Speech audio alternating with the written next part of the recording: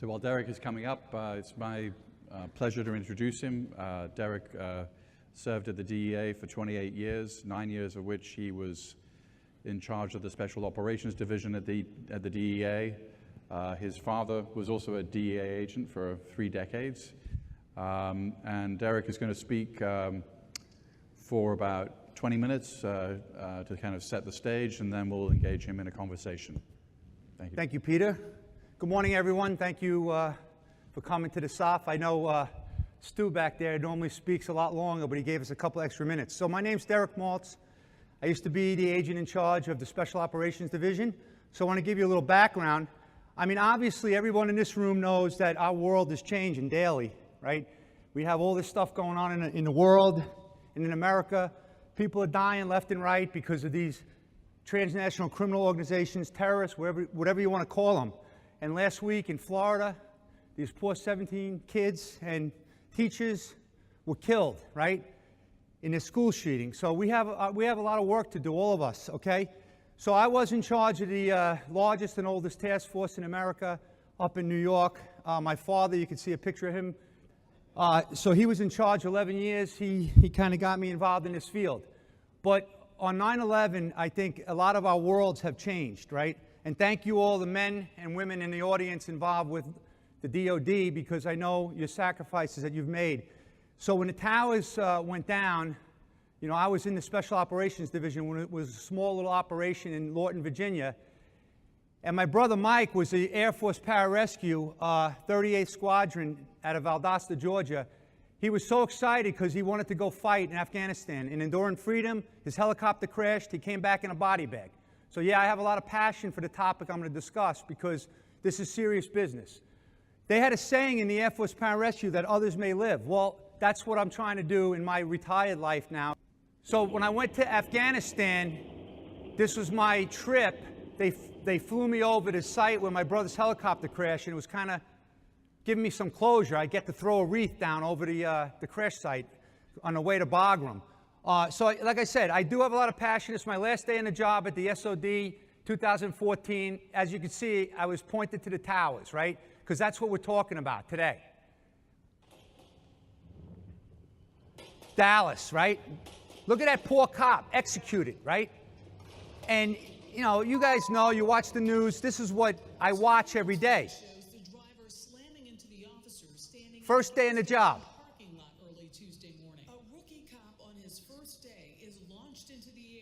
So this is what our crazy world has turned into. So I retired from DEA in 2014. I stay involved as much as I can. So I was asked to go over to the White House a few times to talk to the National Security Council about transnational crime. And of course, my passion is for the information sharing. You hear it all the time. You know the stovepipes are everywhere. They're still up 16 years after 9/11. And I actually really get upset about this because we're never going to succeed if we don't have better information sharing.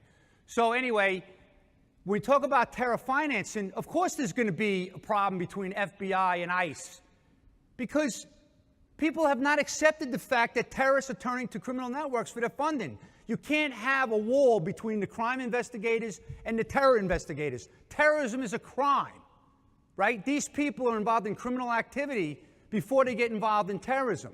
So we have to have a unity of effort. And this is what I fight for. So President Trump signed an executive order in 2017 for going after transnational organized crime.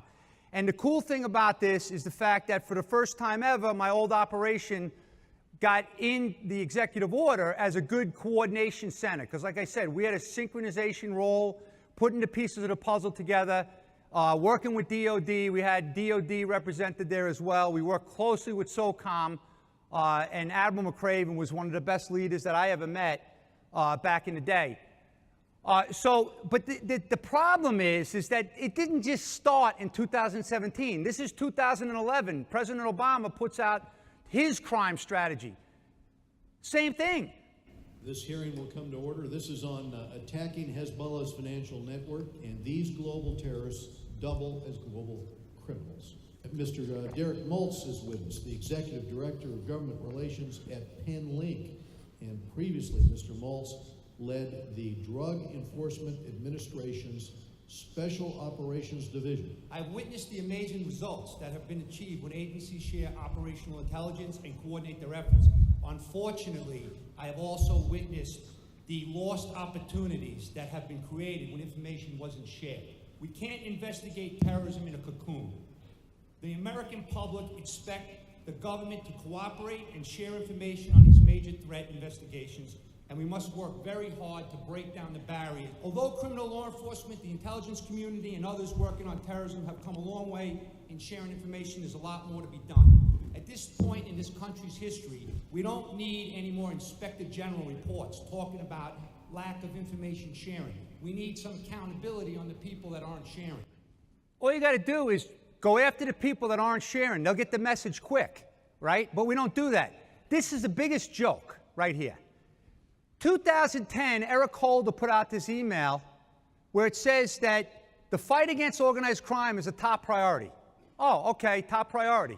So let me talk a little bit about that. I had an old saying, organized crime, disorganized police, right? When I went to see Admiral James Stavridis at Southcom in 2007, this is the fireball slide that he gave me, because he had the vision. He saw what was building up in his area of responsibility with these Middle Easterners coming into the area, setting up shop, getting involved with criminal business. And his worst nightmare was when Islamic terrorists and narco-terrorists kind of come together. Well, that's happening, and it's getting worse. So recently, you may have seen a story all over Fox News, pretty much Fox News, where they were saying Obama administration derailed the DEA Hezbollah operation, right? And I was called in to kind of talk about that a little bit since I ran the operation. But Jeff Sessions, the Attorney General, stood up a Hezbollah financial narco-terrorism task force. It remains to be seen as if there's any action, because setting up a task force or writing a strategy means nothing to me. Are you going to implement operational plans to go after bad guys? That's what we're waiting to see. So let me show you this quick video. Weekday afternoons at 4 Eastern on CNN. Nondescript used car dealerships and export companies in the U.S. Maybe not the first places you'd look for connections to terrorism. But in a new complaint, U.S. law enforcement officials say about 30 American companies are avenues for hundreds of millions of dollars funneled to Hezbollah, a group that's attacked American targets for decades. Cocaine was shipped from South America to Africa, sold in Africa, Europe, and the Middle East. The cash was then brought to Beirut and placed in money exchange houses. Then, through the Lebanese-Canadian bank, the money was sent to buy used cars from companies in the U.S. The cars were sent to Africa for resale. Much of those profits, according to officials, went to Hezbollah. It was all part of a drug and money laundering network U.S. officials say was spearheaded by a Lebanese national named Ayman Juma, now under indictment in America. The new complaint seeks forfeiture of more than $480 million, including all the assets from the U.S.-based companies. We're on the hunt with the LAPD on a raid in Inglewood, on the hunt for one of the most counterfeited commodities coming into the U.S., sneakers. Please. Open the door. LAPD. Hey there. Fake Nikes for sale.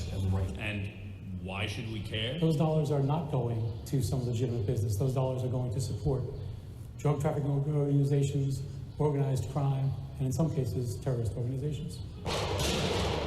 Yes, he said terrorist groups. Officials say that terrorists who attacked French magazine Charlie Hebdo financed their weapons partly by selling fake Nikes. Authorities are tracing the money through wire transfers. They say a lot of it goes through France and then on to the Middle East. Counterfeit sneakers helping the terrorist groups. Again, terror financing, right? That's what we're talking about. So as these guys are lighting up the streets, right, people are not putting together that a lot of the monies are coming from crime. Monies are going into the accounts of these legitimate businesses. They're buying clothes and shipping the clothes to Mexico to launder their money. This was the case a couple years ago. They seized like $100 million in cash from the Korean people that ran these businesses, right? So it's all coming together. So we have to come together. You can buy, if you're a drug trafficker, the little glassine bags, which are involved in putting heroin on the streets all over America. The problem is these groups from Yemen are bringing in hundreds of millions of dollars worth of these glassine bags and selling them to drug traffickers. And they're commingling the monies. Peter King wrote this damn article 10 years ago about how illegal cigarette trafficking is helping to support terrorists. Well, the same bodegas are involved with drug paraphernalia, cigarette trafficking, and then we saw synthetic drugs, right? Chemicals made in China. They ship it to America. They spray it on leaf material. Then they sell the stuff out on the streets of America, and kids are overdosing, psychotic events. And we started looking at the money flows, and money's going back to Yemen. Yemen? How can you send $30 million back to Yemen? Then we're getting these suspicious activity reports from the banks. $100 million for these little convenience stores down in the southeast.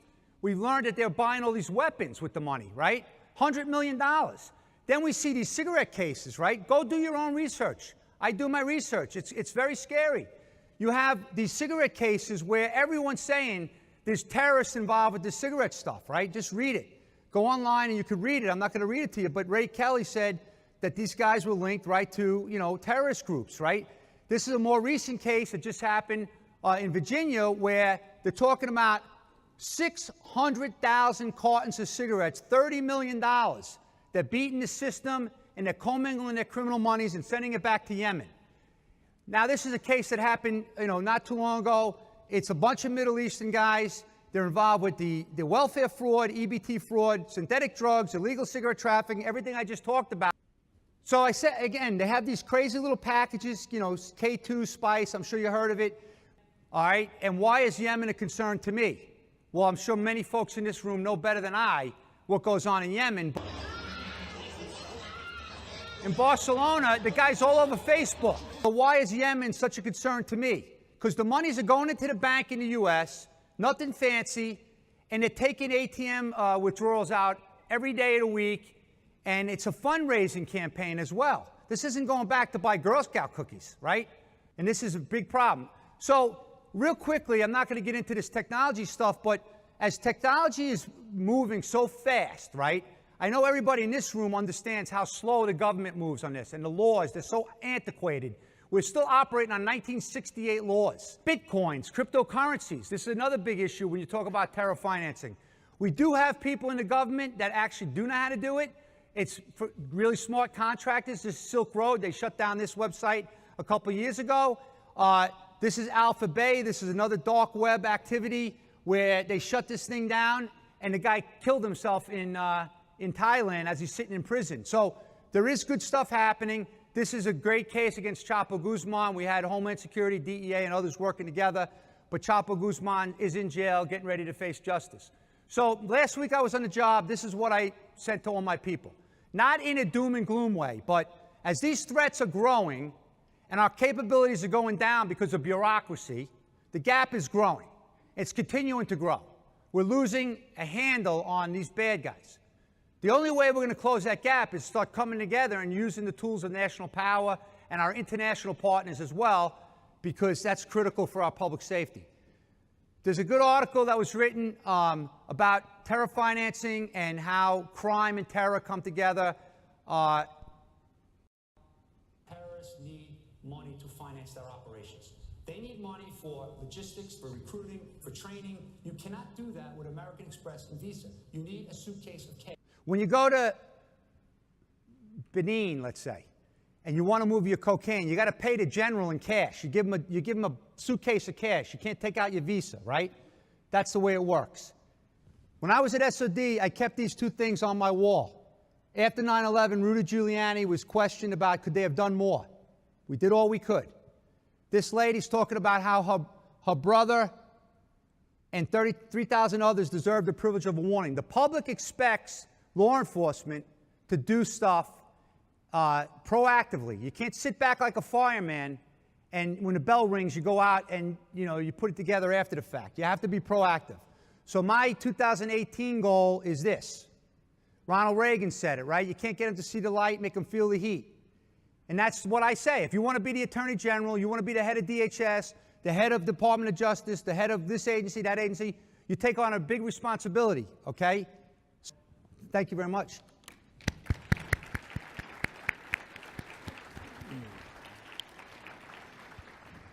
Well, Derrick, thank you. That was a lot to set the table for the conversation. Terrorism, I want to sort of push you a little about the connection between terrorism and crime, because terrorists are often volunteers, right? You can't persuade somebody to commit suicide in a suicide attack because you're paying them, right? So, and I would maybe make a distinction between terrorist groups, which are often volunteers, and insurgent groups like the Taliban or the FARC, which have people on the payroll and are, they have a very big nut to cover every month, right? Is that a reasonable distinction? Yes. Yeah. And actually, a lot of what I learned over the years is looking at the model of the FARC and the AUC, because they didn't start out as being major international drug traffickers or terrorists. They started out with an ideology, but then when they got a good handle on how much money they can make from the drug business, they started getting involved with taxing the farmers, taxing people in certain areas in Cartagena and certain routes. And then they started getting involved in production and everything else. And they evolved into the largest narcoterrorism group in the world. And that's kind of what we see, like in West Africa. We start seeing groups like AQAP and others that get involved moving the drugs for the bad guys. They're not actually drug traffickers. They're just moving the drugs, doing kidnappings, doing other things just to make money.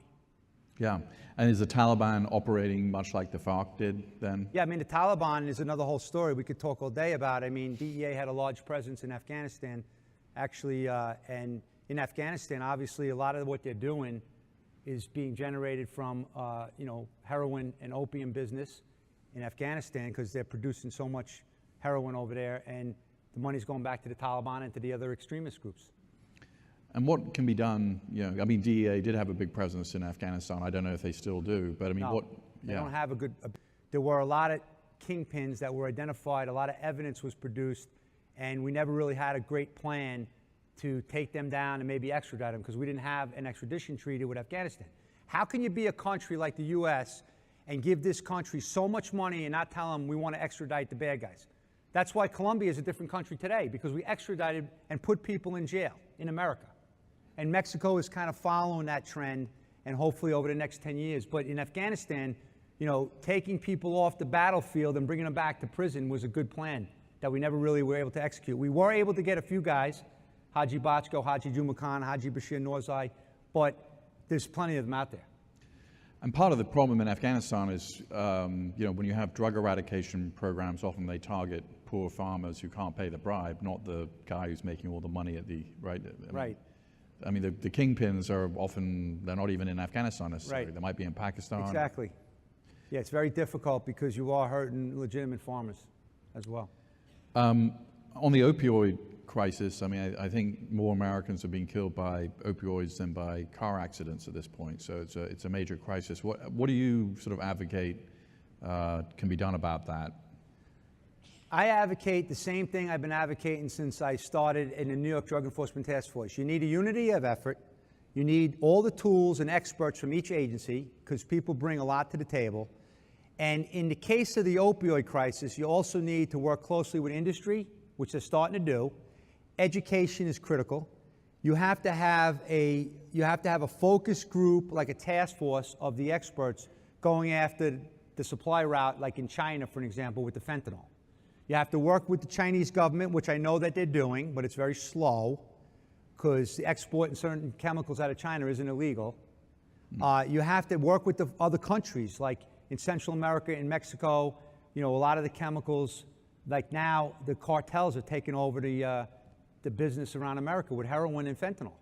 So they just see it as a profit. What is fentanyl, for those who don't completely understand it? It's synthetic, opioid. Right. They make it in labs, and they don't have to grow it. So it's very attractive because it's lower overhead. Yeah. You don't need the weather, you don't need the rain, you don't need the farmers. You just make it in the lab, and you put it into the powder, and you bring it up and distribute it. And it's 100 times more powerful than heroin? Well, they say it's 50 times more, but then carfentanil is like 100 times more powerful. So you could die. It's like a little grain of salt, you could die. Why would anybody take that? Why would anybody take this? They don't know what they're taking. So the kid goes to a party and somebody says, hey, check out this Xanax, it's awesome. Kid pops it, dead in the morning. They don't know. So you and your dad, I mean, you've been involved, the war on drugs, I believe, was declared by Nixon in the early 70s, right? It's been a long time. I don't know when, actually. Yeah. So, I mean, how do you, I mean, we're still, how do you assess the last decades in terms of the United States and other countries' ability to kind of get a handle on this? Well, for one, law enforcement only has one role in going after the drug networks, right? They're the enforcement arm. Education is huge, and we've dropped the ball in this country. Give them money to educate the kids, educate the parents, the teachers, and start putting the pressure on that way. I mean, that's the only way you can really make a difference, I think, and it's a long-term thing. Well, if you have a question, can you raise your hand and wait for the mic?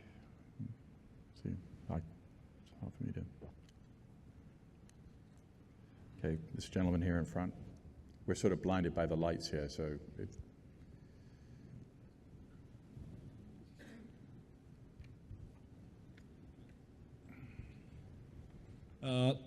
Alexander Daniluk, Ukraine. Thank you very much. It was really exciting and interesting speech, and really important, specifically in the sense of, let's say, our theater.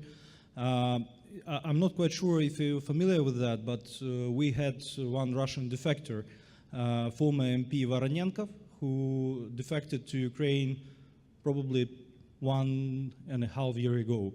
And he had the information about how Russia uses narcotraffic for financial support of their other operations. He was assassinated several months ago in Kiev. We still don't know by whom, but probably by his former colleagues from Kremlin. So do you have any information about, let's say, how Russia engaged in this type of the sophisticated international criminal activities? Okay, my main experience with Russia is that Viktor Bout, the former Soviet Air Force officer, bought all the weapons and the cargo planes after the fall of the Soviet Union and started sending his weapons to all the bad guys. And we took him out on a sting operation involving, selling weapons to the FARC in Colombia. In regards to Russia and the drug business, I mean, we know that in different areas around Russia, we have lots of heroin that's leaving, Afghanistan, and in certain countries around Russia, they're obviously inundated with the heroin that's flooding the market all over Europe and in that region. As far as my operation, when I was at SOD, we didn't work too many joint operations with Russia. Actually, they were very upset when we took down Viktor Bout, so maybe the cooperation isn't as good anymore. The biggest thing, though, is the hardest thing is this trade-based money laundering, the black market peso exchange. Like what we saw, which was really, really big, is that monies that are being collected around the world going back to China, and then legitimate businesses in China with consumer goods, right? Like clothes, computers, sneakers, toys, are being put together in China and then shipped to South America, and that's how they're laundering their drug money. Because then they sell the stuff down in the bazaars and the flea markets down in South America, and they get all the monies, and now everybody's happy because the monies were successfully moved. But it's very hard to infiltrate this kind of scheme because it's a legitimate business as well. Other questions? I can't see anybody. While we're on the technology topic, you notice places in China have implemented up to 40 million cameras so they can find civilians in close to 7 minutes in certain cities, where they can monitor and track and understand everybody. And you see problems within the United States where the FBI was alerted up to 25 times in the Parkland shooting. And they obviously visited the house, they had the information, they knew something was wrong, but they didn't have the law enforcement policy to actually act on it. So I would like to understand your point of view about the security and privacy and where we need to go as a country to be able to get more stuff, but also allowing citizens to not feel that they're being monitored the whole entire time. Thank you. In regards to that, with Parkland, that's a whole different story. The system is broken in regards to information sharing between the crime and terror components. In regards to privacy, you're never going to get anywhere with this unless you sit in a room and lay out what the problems are and what the potential solutions are. And they're starting to do that over the last couple of years, but for the most part, it's just been talk, right? you need some action. Like, the talk is great, but you need action. The only way you're going to get action is leaders that are in these different agencies that can push out, directives on what needs to be done. Unfortunately, that's not happening. But it's a very, very complex issue, and all I'm trying to say is that if you want law enforcement to protect the safety and security of the people, they have to have the tools. That slide that I did at the end showing the tools going away, that whole issue that you're talking about is one of the reasons why our ability to deal with it is going downhill. So the way to close that gap is to get the people together and start coming up with compromises and start coming up with the technology. But if you put the right people in the room together, I know they can get it done. But this privacy paranoia stuff in America is horrible.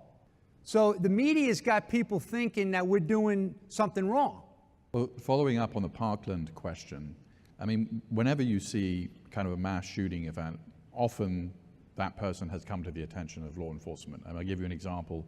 Omar Mateen, who killed 49 people in Orlando, not far from where we're sitting, he was interviewed by the FBI on 2 occasions because of, he said that he was a fan of Al-Qaeda and Hezbollah. So, we don't want to live in China. We don't want to live in a totalitarian state where everything is known by the government. But what are some concrete sort of suggestions that you might have about whether it's the Parkland shooter or the Omar Mateen? Because these people aren't necessarily communicating with some kind of transnational network, right? I mean, they're lone wolves in a sense. Yeah, but they're all over social media. Right. Way before the actual incidents. And so we need more cooperation from the social media companies.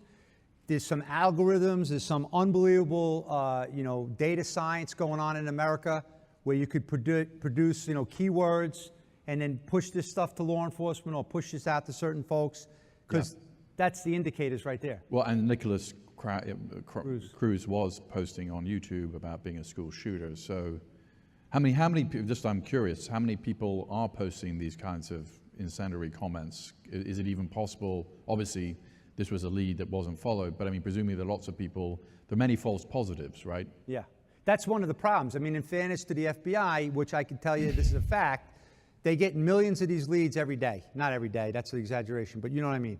They're getting lots of leads and they have limited staffing and they have a policy that you have to, document and follow up these leads when they come in certain ways. And it's hard to, because 99.9% of them are just bogus. So it's kind of hard. You never know when the big one's going to come. In my home in Poland, he stayed the week with me, and that friend was Eric Maddox, who was the interrogator who found the location where Saddam Hussein was. So, of course, during that week, we talked a lot about intelligence collection, the relationship between terrorists and criminals. So everything you said was very interesting to me. But we also talked about intelligence sharing. And for him, that is also a huge, huge deal. But he wasn't very confident that things will get better. He gave me an example of different agencies, one of them being the DA. And he told me what is happening is that all of them have different timelines when they want to catch the bad guy. They all want to catch the bad guy, but at different points in time. And because of that, it's made it very difficult for them to share information with someone who might catch the bad guy before them. Yes. You mentioned in your last answer to just get all the heads together and talk, and that would be great. But obviously it hasn't been so easy. So do you have any thoughts how that can be done? I could talk all day on that. That's a great, great comment. So one of the things that we did when I was at SOD is we created a deconfliction system that's called DICE. And the purpose of that was, if I was with the FBI, let's say in Chicago, doing an organized crime case, and I put the information in, the phone number, the email address, it would get put into this data tank, it would sit there, and then if Peter was doing a case in, let's say, New York City on a murder, and he put the information in, it would connect, and then we both get emails that we're looking at the same thing, right? And then when a third agency or a fourth agency or a fifth agency is looking at the same communication device, then we know we're looking at a network of bad guys. So the idea was my center would bring everyone together and kind of come up with a unity of effort kind of plan. Like, this is about everyone, not about one agency. It's about keeping America safe. What do we want to do? And we got everyone to agree in this kind of meeting. The problem with all of the stuff that you just talked about is that it's individual personalities. Every agency has jerks, right? It does, not just agencies, in the private sector. I see it because I'm in the private sector now. It's human nature, right? So 15, 20% of the workforce are the locomotives. 15, 20% are the cabooses. The rest are in the middle of the car. But the cooperation, you know, most of the leadership people believe in unity effort, but they're not pushing it down to the worker bees. And exactly what you said is that I have a case I just started on a major guy in my town. I want to investigate him a little bit. I want to investigate him because I know he's really bad. And then the DEA or FBI or Homeland Security wants to take down the network, which is going to impact my case. These are legitimate concerns. So you have to actually come together and agree on it in person, which is not that easy. So it's very complex to sit there and bring people together. It doesn't always work because we have meetings where they say all the right things and then they leave and they do their own thing. But without leadership at the top driving it, it's never going to be successful. And so if there's an individual in any of these agencies that's not cooperating, transfer them, you do something to them to send a message. And then all of a sudden people start waking up. It's one of these topics that's very difficult because it's a human nature thing. Everyone's case is important to themselves, right? But we have such a bigger picture now, right? It's not that one case. It's this network of bad guys that's trying to destroy our country. But Derrick, obviously, if you go back to September 10th, 2001, it was the information sharing was almost non-existent because of the war between the FBI and the CIA. So we now have the National Counterterrorism Center. We have, many, many joint terrorism task forces. I mean, how would you assess, the last decade and a half plus in terms of, because you're right, obviously certain individuals can always get in the way, but there are these institutional barriers. Oh, so it's a great question. So I assess it as it's gotten a lot better. On the crime side, the cooperation is a hell of a lot better than it was prior to 9/11. All right? We have good cooperation. It's not perfect because, again, it's individual, right? But for the most part, it's pretty good. Wherever you cross into the terrorism realm, it's a disaster. Because of the terrorism investigators think that what they're doing is so damn important. But they don't realize, it's important, but the way to get them is get them on the crime. Al Capone was taken down on a damn IRS violation. He was a mass murderer. When the Russians gave information to the FBI JTTF on Tamerlan. Tsarnaev. Yeah. Thank you, Peter. Okay, just... I say Tamerlan because I don't know how to pronounce his last name. Tamerlan is going to radicalize and do all this stuff. You know that in that JTTF up there, they didn't share this information. They did a series of things, 1, 2, 3, 4, 5. They knock on the door. Tamerlan, hey, you a terrorist? No, sir, I'm a great citizen. Have a nice day. Case closed. After the bomb, my center got bombarded with information to see if we had any information. Sure enough, we had 14 contacts directly to a cell phone that was in the hands of Tamerlan and or his sister because they were involved with drugs. So what should have happened is in 2011, when the information came up on Tamerlan, the JTTF partner agency reps should have investigated in their systems what they had on Tamerlan, and then the FBI should have said, all right, DEA, Homeland Security, you go investigate this guy, see if you can get him on some criminal stuff, because obviously we don't have anything on the terror side. Never happened. 9/11, 2011, 10-year anniversary of 9/11, there were 3 kids mutilated up in Waltham, Massachusetts. 3 dead kids with marijuana sprinkled on their bodies. And it was a horrific crime scene. One of the kids in there was a target of a DEA, Homeland Security investigation, wiretap investigation up in Boston because he was getting a lot of marijuana from the cell in Boston. The other kid in the house was Brendan Mess, Tamerlan's best friend from the gym. The witness told the cops, you need to talk to this guy, this guy Tamerlan. His best friend is in the apartment murdered. The other guy was a drug trafficker. If the DEA and Homeland Security would have had this information in 2011, we could have investigated the drug trafficking aspect and probably would have recognized what they were doing on the drug side. So the walls are horrible. 2010, Preet Bharara, this very outgoing U.S. attorney from New York, Preet, in 2010, took the walls down between drugs and terrorism in his U.S. attorney's office because he recognized I needed the best and brightest prosecutors to go after the biggest threats in the world and don't really care what it is. That's the kind of leadership you need in this country and in other countries. You have to get the best and brightest working together to go after the biggest threats.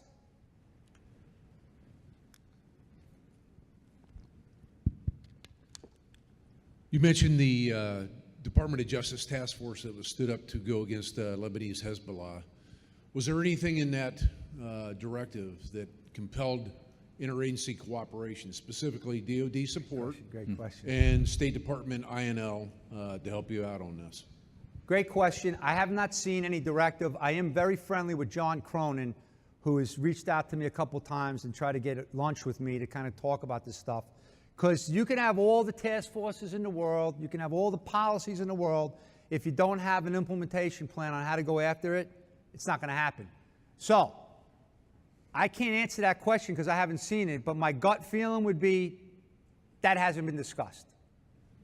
But I'm not sure about that. But I'm going to look into that. If you send me an email, I'll get you that information. But of course, DOD and INL and like Treasury, for example. I'll give you an example. When we did that Lebanese-Canadian bank case with the cars, the only reason we were able to do that is because Treasury came to the table and added a tool to our toolbox called the 311 action, Patriot Act 311 action, which gave us the right to identify the Lebanese-Canadian bank as this international money laundering bank. Well, DEA would have no idea how to do that. Same thing in DOD, same thing. So the threat finance guys at SOCOM, they provided us tons of intelligence during our Hezbollah initiative that helped us do what we did, okay? And of course, State Department, you know, with the resources they have and giving money to different vetted teams and wire programs around the world, especially in West Africa now, you know, with all this stuff going on in Africa, we need help, and State Department is very, very helpful. And, you know, the visa program, there's a lot of information that needs to be, you know, pulled together. And so I'll find that out when I meet John Cronin, but I don't know what they discussed in regards to DOD. But the thing is, it's not going to be effective unless they have an operational implementation plan. You talked about Hezbollah in Latin America. I visited Peru in the summer of 2016, and at that time the defense minister, Mariano Gonzalez, believed that Hezbollah had been big-footed, pushed out of the way by the Iranian Revolutionary Guard Corps. So what you talk about in terms of a war on drugs and a international terrorist war, this looks like an actual war where where a nation is actually using the drug trafficking and subverting people in the what they call Briam, the rivers of the Purnek, Mate, and Ende, the Chanka people, are actually being subverted by a nation for the purposes of drug trafficking. So this looks more like a war. What stage are we actually going to start taking these people on? Oh, man, great question. I can't even answer that because I'm an action guy, right? Unless people are going to start holding this task force accountable, working with these different countries, it's just going to be the same old problem. Hezbollah is going to continue to grow. Like the car parks, for example, in Benin are exploding. I'm not an expert on any of this stuff, but I saw aerial shots of West Africa car parks before the war with Israel, and they were completely vacant. Now there's car parks everywhere in West Africa because this thing is exploding. As we sit here and just pontificate and talk, the threats are just growing, and it's this really, really scary set of threats. So we need leaders in the government to start pulling people together. It's not easy work, but right now it's just not happening. I mean, this task force thing is a great concept, but unless it's an all-inclusive unity of effort, like you have to have the right people leading these programs. Admiral McCraven held a meeting at SOCOM in 2014. I was president. It was like a 2-week meeting on this Hezbollah and Sinaloa cartel threat. And the idea was to bring all the power of the U.S. government together. We sat there, presented it to the highest level leaders in the government. When we left, it was like, okay, whatever. There was no accountability. There was nobody following up. What are we doing? Where are we going? What are the results?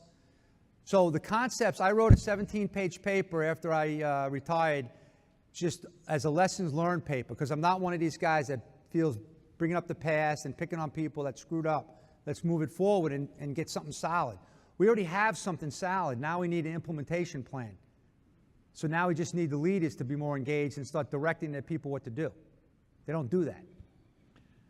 I think we've run out of time, so we want to thank you, Derrick, for a very stimulating conversation. Thank you, Peter.